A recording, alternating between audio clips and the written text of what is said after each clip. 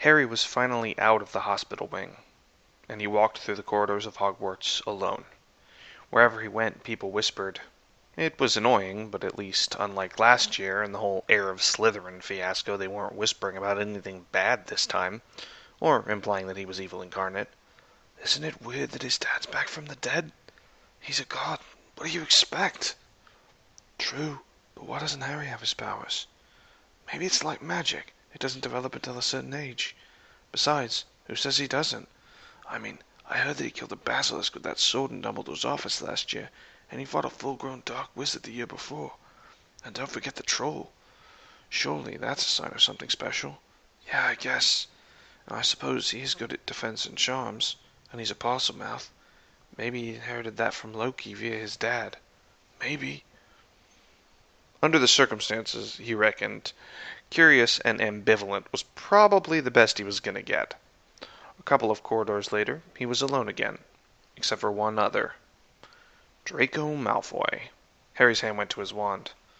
I'm not here to fight, Potter, Draco said calmly. He smirked slightly, and Harry noted that he sounded different, older, more mature. There was a difference striking enough to be suspicious. Come, we may be enemies, but at least credit me with a sense of self-preservation. He raised his hands. They were empty. Harry relaxed. And this whole enemies thing, I've been thinking, being Death Eater spawn really isn't all it's cracked up to be, Draco said. I was a bigoted fool when I came here. I didn't realize the integral role that people like Weasley play. He smiled sharply. What is a leader without his followers, after all?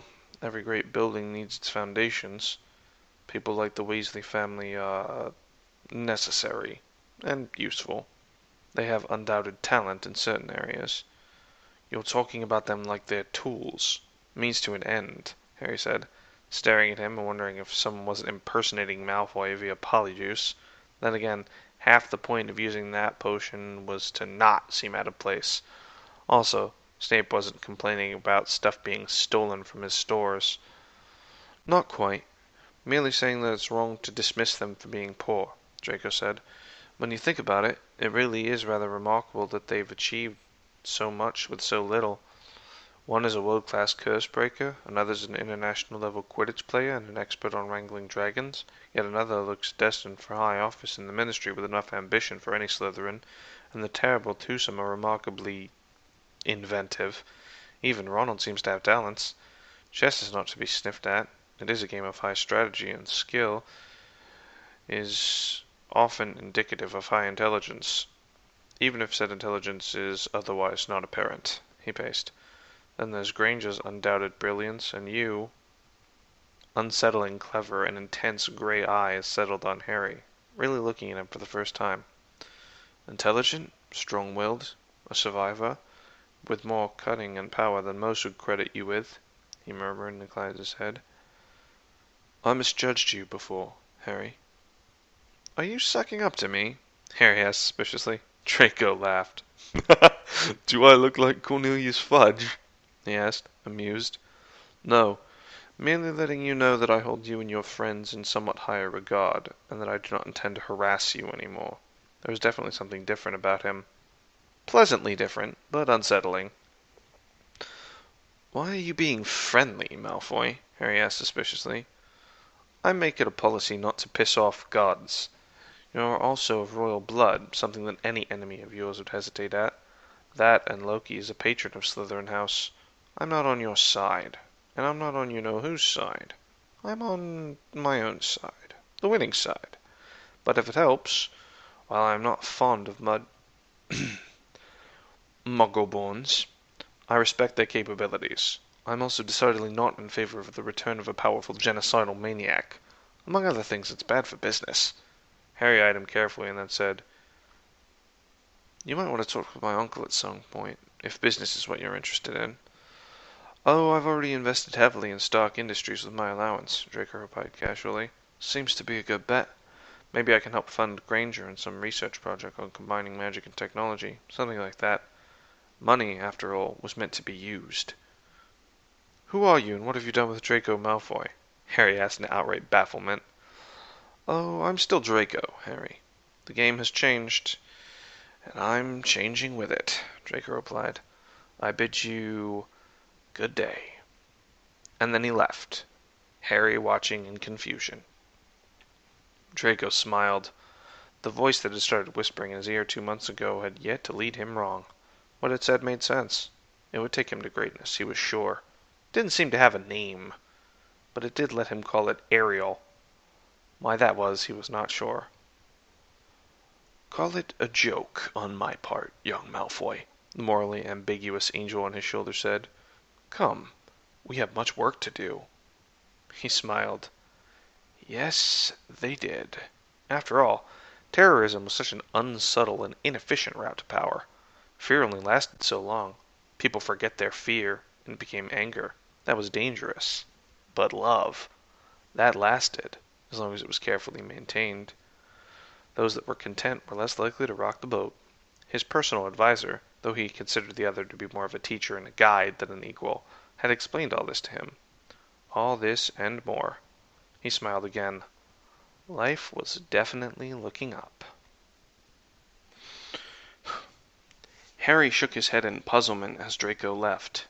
Then he heard footsteps, and saw his uncle walking in a purposeful stride. Where was he going? Harry resolved to find out. Tailing his uncle through corridor after corridor, thankfully not going up more than one set of stairs, he finally watched him walking into Moaning Myrtle's bathroom. He waited a few moments, then peeked around the door. There was nothing inside. He slipped through the door, looking around all the while. What are you doing? Harry yelped and jumped a foot in the air. He swiveled and nearly fell over on coming face to face with the curious Moaning Myrtle. Looking around, he said slowly. Oh, Myrtle said disappointed. I thought you'd come to see me. No, sorry, Harry said, tone apologetic. Look, did you see a tall, dark-haired man with eyes like mine walk in a couple of minutes ago? Yes. He hissed, and the sink opened up for him, then he disappeared, Myrtle said. She lowered her voice. He went down into the Chamber of Secrets. Harry frowned in thought. Thanks, he said, then went up to the sink and hissed, Open up. He stood back as the sink opened up. He looked down the dark, forbidding chute. Last time he'd been down there, he'd been with Ron and Lockhart. He'd nearly died. Ginny had nearly died. She'd been hurt. Something which bothered him in a less abstract fashion than it once had. He gulped. There wasn't a basilisk down there anymore, and if something went wrong, his uncle could protect him. Maybe the reason he'd gone down there in the first place was because he knew about the chamber, and since he taught the founders, he probably did. He smiled slightly and remembered something a character he liked on Muggle television called the Doctor liked to say. Allons-y! He leapt down the chute. The ride down was both terrifying and wildly exciting. Wincing as he landed with a thump on the further decomposed bodies of rats and mice, he stood up and took stock. It was all silent. Quickly he moved forward and came upon a scene that shocked him. Loki was sitting by the head of a very dead basilisk, completely ignoring the smell of decay and stroking its scales. I came too late, he whispered sadly. Then he looked up and raised his voice. You can come in, Harry. How did you know I was there? Loki smiled slightly. I saw you out of the corner of my eye a few times. I heard you land on a pile of bones when you fell down the chute. She, Loki corrected. She was yours, Uncle? Harry asked, suddenly feeling horrendously guilty. Loki sighed and nodded. Yes, she was. I passed her on to Salazar, as he was the one who had the gift of speaking to snakes, he said, and looked sadly down at the basilisk, gently stroking her faded green scales. That was a mistake. Sally, as Godric dubbed her, a name that seemed to stick, always loved the students, those who did not fear her for her power, and she had no care as to whether they were Muggle-born or otherwise. How could she? Snakes have no concept of blood purity. Then why did she attack the students? Harry asked. Because Salazar worked an old magic that bound her to his bloodline. She could not disobey a master who came from his blood, Loki said. That's why I and Godric drove him from the castle. Loki looked distant. Salazar was a powerful, skilled wizard, and he had the favor of some dark being, a creature that granted him power, and great deadly knowledge. Both of these gifts warped him, turning his just caution to evil purpose. It took my full power and skill and Godric accessing the full gift of his bloodline, power that granted him the greatest mastery of fire magic and mind magic that I have ever seen, to defeat him. It devastated the land around the castle, but eventually we triumphed. He sighed. Sally went with Salazar that time, and did not return to the castle until long after I left. And you wanted to see if she was all right, Harry said. Loki nodded mournfully, but I was too late. Salazar's heir used her as a weapon, recently, and some brave young person put her down. That killing blow went up through the roof of the mouth and into the brain. It would have been quick. What would you say to the person that killed her? Harry asked hesitantly. I would thank them, Loki said, as I suspect would she. She did not want to be used as a weapon, and it would have grieved her greatly to be forced to kill the students she so loved. Uncle Loki, it was you. I know. Albus mentioned that you used the sword at Gryffindor last year when I saw it and asked. Loki said softly. You gave my friend peace, Harry. And if I could not save her, that's the next best thing. I do not blame you for killing her, even though you speak the tongue of the serpents. She would not have been able to listen. Still, Harry said, kneeling down beside her, I'm sorry she died. I have been ever since I killed her. Loki stared at him. Why is that? Because she was as much a victim of Riddle as Ginny was, Harry said, gently stroking the snake's scales. She was being used as a puppet, and that wasn't fair. When Riddle pays for his crimes, this one will be near the top of the list. Loki smiled. Maybe we should name you Harry the Just, he said lightly, but there was a wealth of pride behind those words, causing Harry to blush. He gestured. The basilisk began to disappear. I shall take from her that which can be used again, her last gift, he said firmly. The rest shall have an honorable burial. She is beyond where Riddle can hurt her now. He slipped an arm around Harry's shoulders. She would have thanked you for what you did, he said quietly, and so do I. He smiled. If I remember correctly, the kitchens are right beside where Helga's students lived, and I'm in the mood for a snack.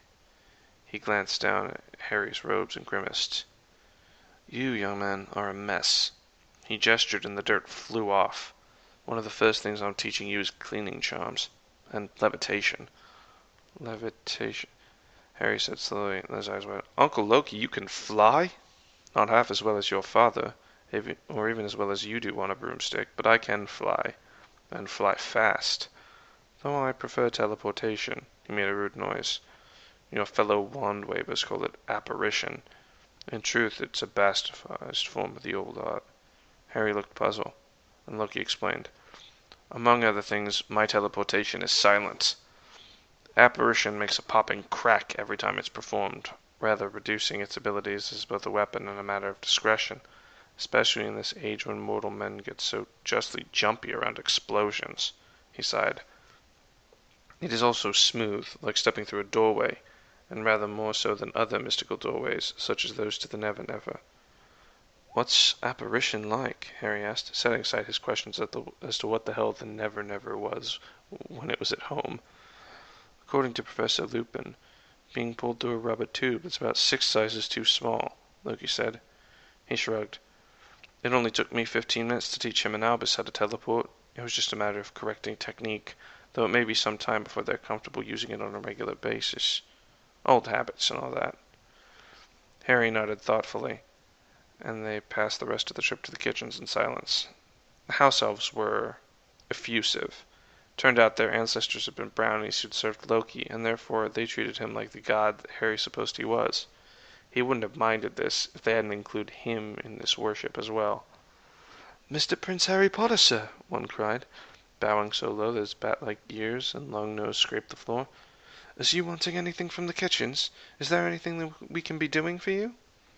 This was just one of a deluge of questions and supplications performed by the as ever overexcited house elves. Harry was about to open his mouth to protest at this royal treatment when Loki drew him off to one side, smoothly saying to the elves, "I'm glad to see the old ways are kept, and it gladdens my heart to see the children of my steadfast servants of old flourish and retain their remarkable and praiseworthy loyalty. However, I must briefly speak with my nephew in private, as we have much to discuss." He conjured a privacy bubble and smiled kindly. "Still not fond of being worshipped, eh?" Harry nodded. "I don't like it," he said, struggling for words. "Being singled out for who you are as opposed to what you can do?" Harry nodded. Loki looked sympathetic. "I'm afraid you're going to have to get used to it.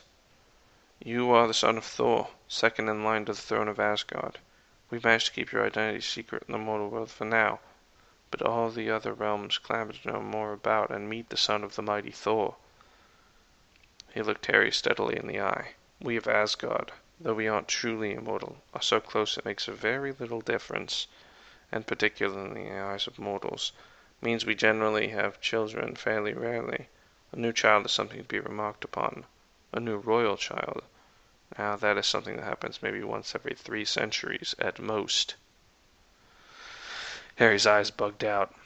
"Asgard is the most powerful and advanced of the 9 realms, and I dare say that many of our enemies were hoping that neither I nor Thor would produce an heir, and that we would die before we got the chance. Now, with your existence, a lot of them will have to reevaluate their plans. They'll have to re-examine their relations with Asgard, gear their expectations towards a nation with a true line of succession.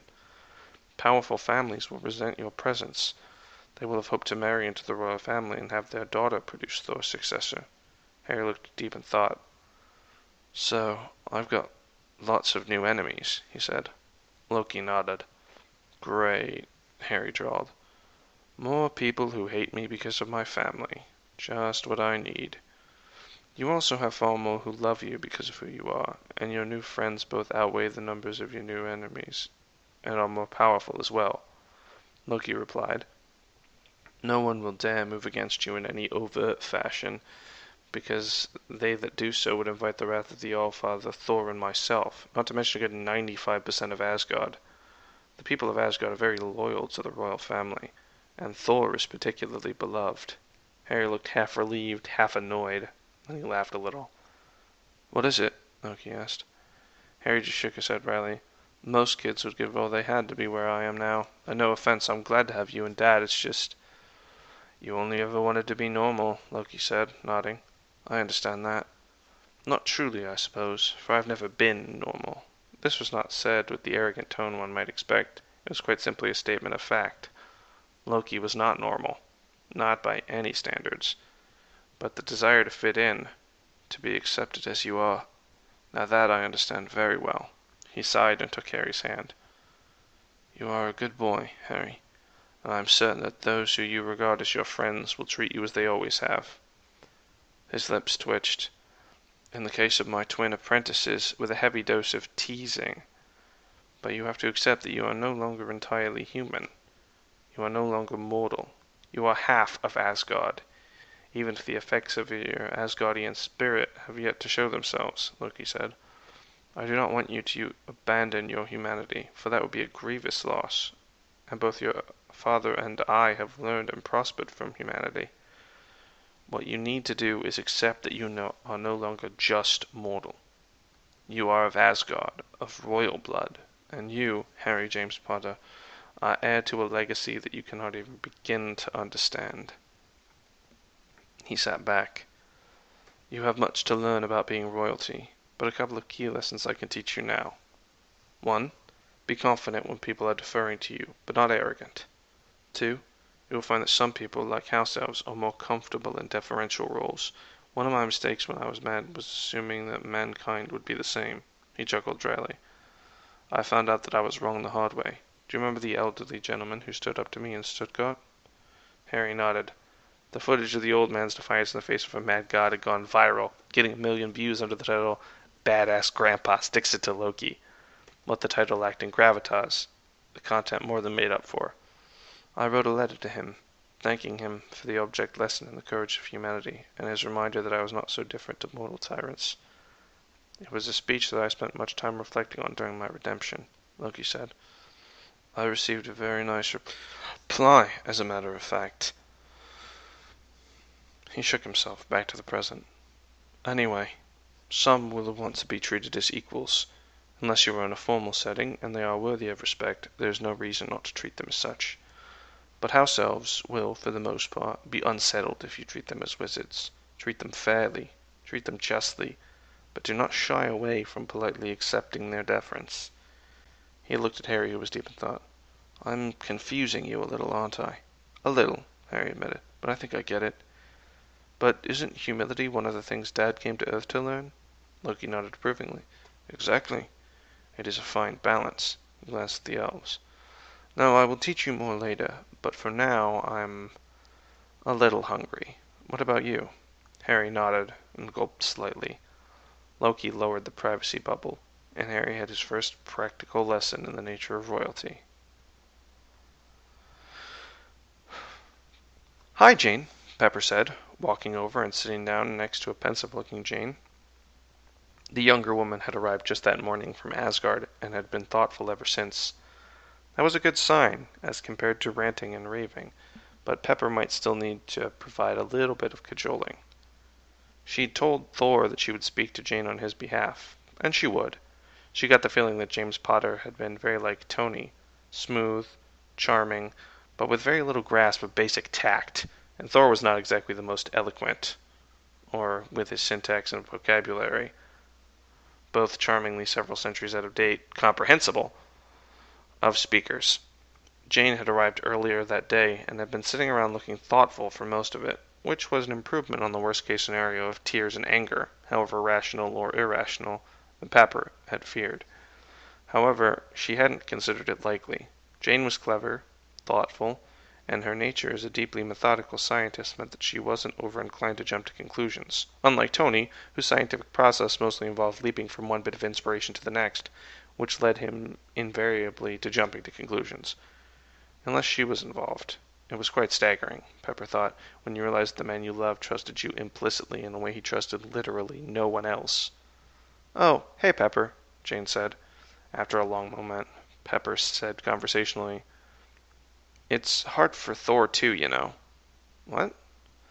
Suddenly becoming a dad. He just got around 20 years of memories to deal with, along with the sudden knowledge that he had a wife and she's dead, Pepper said. The only person who's really equipped to understand him is Steve. It's torn him up inside. When he came to the Avengers Tower a couple nights back to tell us, when he related his story, he was crying openly, which is something that Sif, Loki, and the Warriors 3 all told me that Thor normally does not do under any circumstances. Jane blinked in shock. He was crying? She exclaimed. Pepper nodded. Uh-huh. Though I reckon it was a one-off. That much emotional turmoil will push anyone to the limit. And the poor man's confused. He's just regained an entire lifetime of memories. He loves you dearly, but he misses and grieves for his wife, who, from the perspective of his regained memories, he only lost a few days ago. He also has to deal with raising a teenage magical son who's also adjusting to having a father.